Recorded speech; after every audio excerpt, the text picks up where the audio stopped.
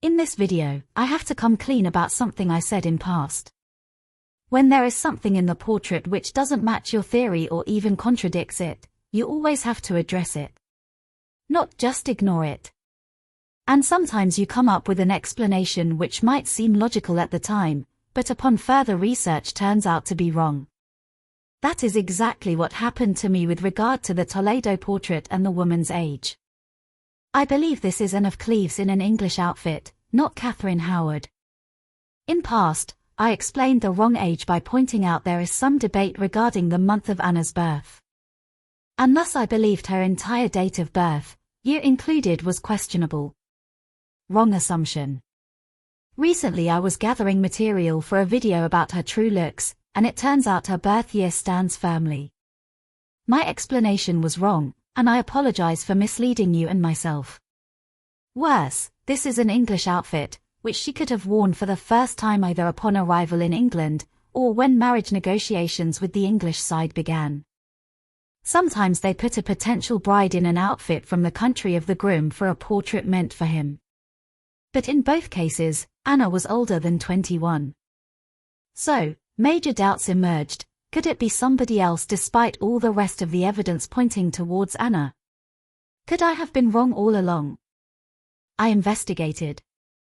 No other royal woman who could have legally worn this gown and had access to these jewels was 21 at about the time this was in fashion except Mary I as princess. But it is clearly not Mary. Mary by Holbein is very recognizable. But if it is not Mary, no candidate fits this age in the correct time frame. Which is impossible. Thus, either I misdated this portrait by a lot, and I am working with the wrong list of candidates. Or it is the label which is wrong. I have a saying, never trust the label until proven otherwise. Because I have seen so many being later additions, but mimicking an older style. But I forgot this advice, because eventually, once you see enough of authentic labels, you can usually tell easily which look original and which seem a bit off. This one always withstood my nitpicking gaze. Until now. Clue number 1, in past this whole label was black, not gilded. Clue number 2, all the letters in the label look authentic to Holbein's labels, but not all the numbers. This is not how Holbein did number 1. Could it be due to later regilding being done bit incorrectly? Possibly. But it made me suspicious of this very number. Could just this one number be altered? The reason would be obvious. Somebody could have changed it to match the alleged age of Catherine Howard. But how to prove this? Well, I can't. Only expert technical analysis can determine it with certainty. Hopefully they will in future.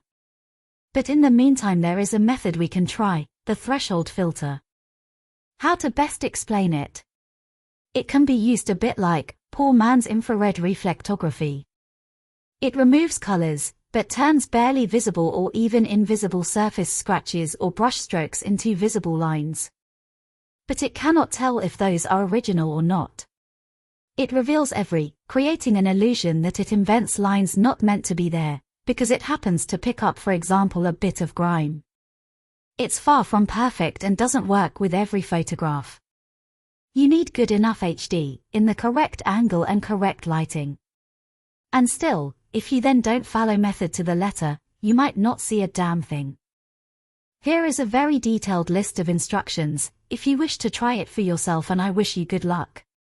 Anyway, what it reveals is that the original age was probably 24. Not 21. Thus my current working theory is that somebody scraped off just part of this number to match the alleged age of Howard. And that is why the age doesn't match. Also, I was slightly wrong about the date of the painting. Age 24 tells us it is Anna in 1540, possibly as queen.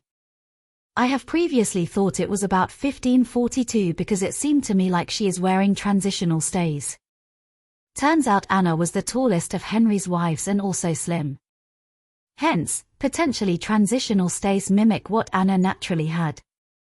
Again, sorry for misleading you guys. But I have some good news too.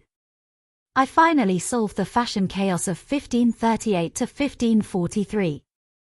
It is no chaos at all, it's Anna's arrival making ripples. Her unique fashion style, which lingered a bit, and that is great news for our hunt for Howard. And please, don't forget to subscribe, give it a like if you enjoyed it and comment what you think. I think I definitely need to make her hair bit more golden and less red. This is the shade Holbein's large portrait shows around her roots and it's not working lower down.